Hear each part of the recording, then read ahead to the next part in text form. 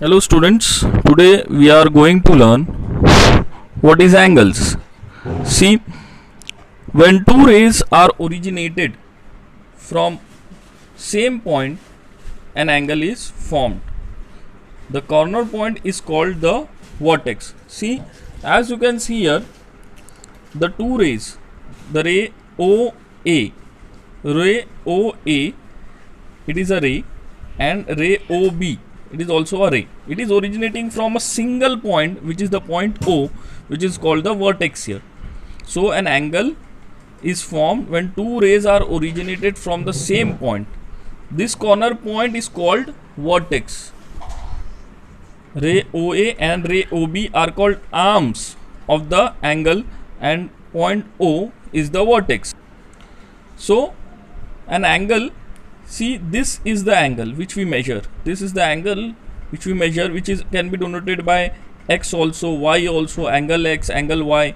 It can also be denoted by, see, can also be denoted by angle AOB. See, arm के ऊपर जो point है यहाँ पर, the point which is on the arm A, O, which is the vertex, and B. So the points which are on the arm will come at the end, angle AOB. So A is coming at the end, B is coming at the end, and in the middle you will put the point which is the vertex, So angle AOB will be called as angle O also, because O point is at the vertex. यहाँ पे vertex जो है, जो end point जो यहाँ पे बन रहा है, it is point O. So it can also be called as angle O.